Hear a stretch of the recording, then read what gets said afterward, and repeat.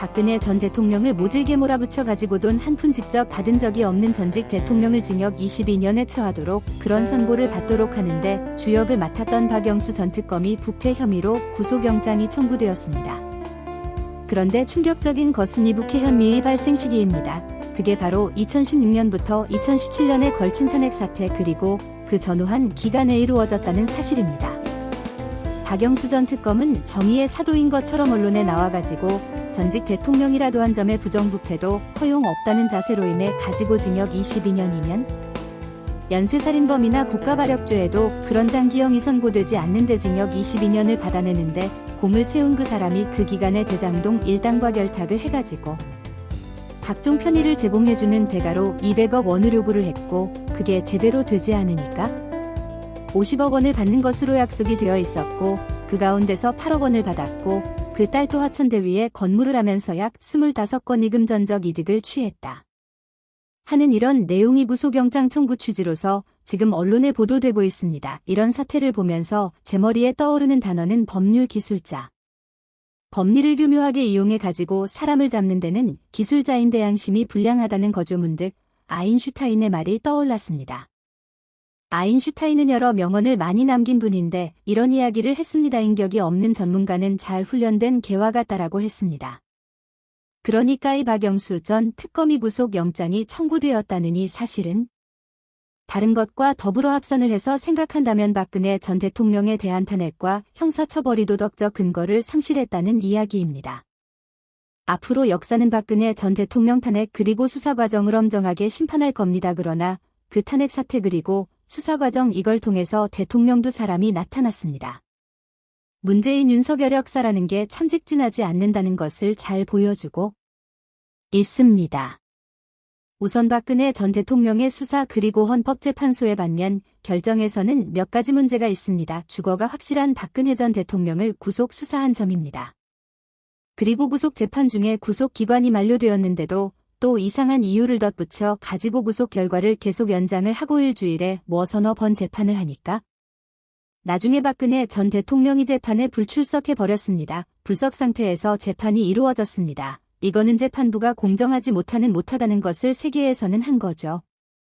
골수 재판했다는 것은 박근혜 전 대통령으로서는 이 재판의 결과를 뻔하다 그리고 그것 받아들 수 없을 정도로 불공정하다는 것 아니겠습니까? 재판이 공정하게 진행되면 피고인들도 재판정에 나와서 자기 하고 싶은 이야기 다 하고 해서 거기서 바로 검사와 피고인 사이의 공방전을 통해서 판사가 합리적인 결정을 한다 하는 그런 믿음을 재판 과정이 주어야 합니다.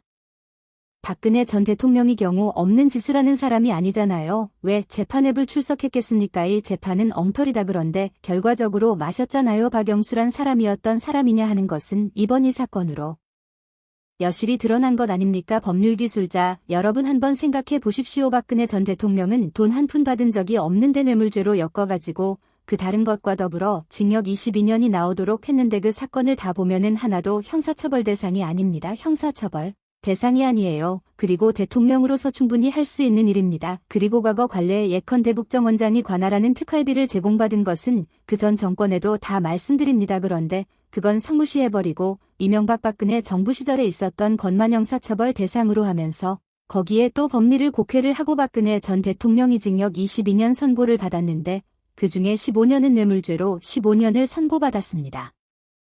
근데 그 뇌물죄의 핵심이 다른 거 다 아마 져치고 제일 핵심은 최서원 딸 정유라가 삼성그룹으로부터 승마 관련 지원을 받았다는 겁니다.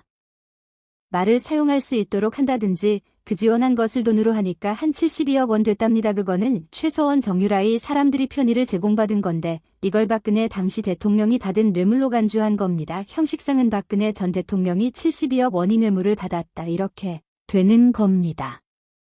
이게 일종의 삼자 뇌물죄죠. 최서원과 박근혜 관계는 특수관계다. 최서원이 받은 뇌물은 박근혜가 받은 뇌물로 간주한다. 이게 법률기술자 인격 없는 전문가는 잘 훈련된 개와 같다 하는 생각을 제가 떠올리게 하는 이유인 것입니다. 아니 돈 한 푼 받지 않는 전직 대통령을 구속 수사하고 구속 재판하고 징역 22년이 나오도록 만들 수 있는 사람은 비상한 재주로 가진 사람이죠. 근데 그 비상한 재주가 대장동 사건이 개입해 가지고 돈을 받아내는데 지금 이용된 것 아니냐.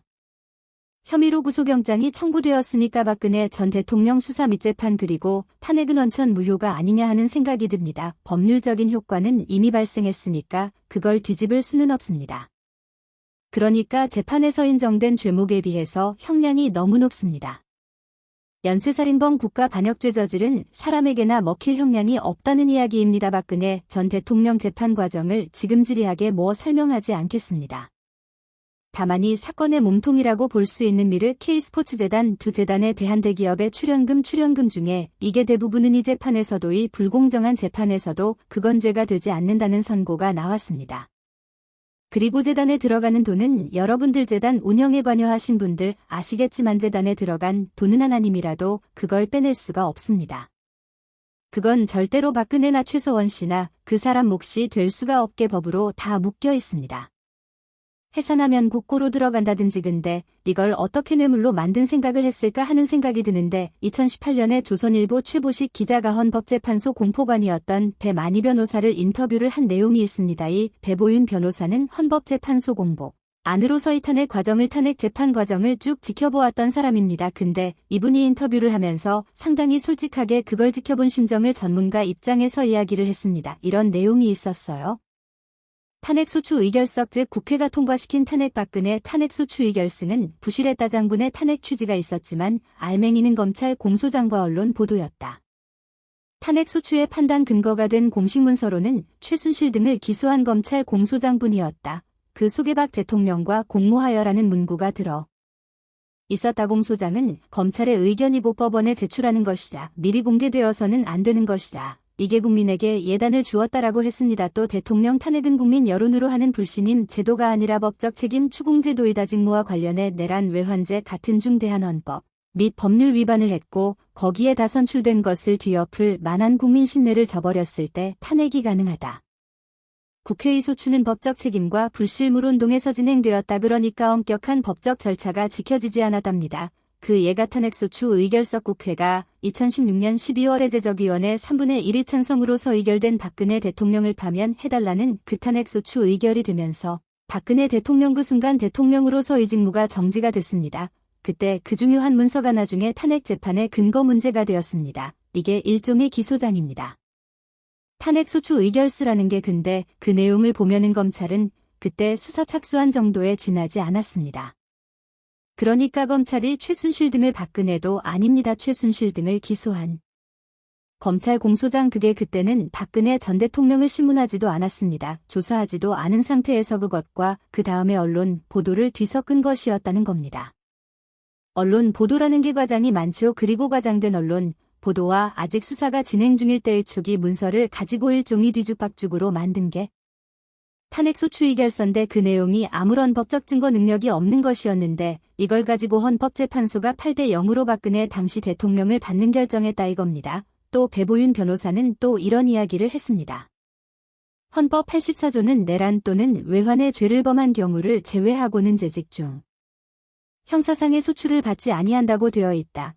그때 박 대통령의 혐의는 법원에서 확정된 게 없었다. 단지 최순실 등의 공소장에 박 대통령과 공부하여로만 되어 있었다. 국회를 소총하려면 나름대로 조사를 해야 한다. 그러니까 국회가 적용되어서 조사를 하려면 국회가 별도의 조사위원회를 만들어서 조사를 하고 그걸 경고를 해가지고 소출장을 써야 되는데 불확실한 정보 그것도 시작된 지 얼마 안 되는 그것도 최순실 최서원 씨 이름이 나중에 최순실 최소원으로 바뀌었습니다마는 최서원과 관련된 한 문장 박근혜 대통령과 공모하고 그 다음에 언론이 허황된 허무맹랑한 보도를 포함한 과장 보도를 디스크선 만든 걸 가지고 어떻게 이게 재판을 했느냐는 겁니다. 이분이 말하는 것은 주로 헌법재판소에 대한 비판입니다. 또 헌법재석재판소법 51조에는 탄핵 심판 청구와 동일한 사유로 형사소송이 진행되고 있는 경우에는 재판부는 심판 절차를 정지할 수 있다고 나와 있다. 최순실 등의 형사재판이 끝날 때까지 탄핵 심판을 정지해야 한다는 의견이 있었다. 하지만 헌재 재판관들은 그것은 공범자에 대한 형사재판이고 본인에 대한 재판이 아니므로 정지 사유가 아니라고 했다. 처음부터 단추가 그렇게 끼워져 혼동된 상태에서 재판이 진행되었다. 배보윤 전 헌재 공보관이어서 신속한 재판의 압박을 받아왔다. 재판에서는 증거가 중요하다. 수사 기록의 증거들은 법정에서 피고인이 부정하면 채색되지 않는다. 법정에서 증거 능력을 바로 심리해야 하는 것이다. 하지만 헌재 재판부는 탄핵 재판은 징계 재판의 성격이기 때문에 형사재판처럼 엄격한 증거가 아니라 완화된 전부 채택으로 가겠다고 했다.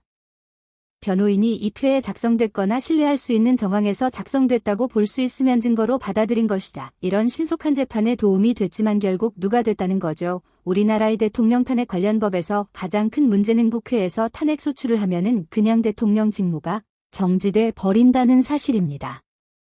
그러니까 국회의석 3분의 1을 장악하고 있으면은 언제든지 현직 대통령을 국민이 직선으로 뽑은 현직 대통령을 정부 정지시킬 수가 있습니다. 이거는 문제죠. 모든 법이 바탕에는 무죄 추정 원칙이 있습니다.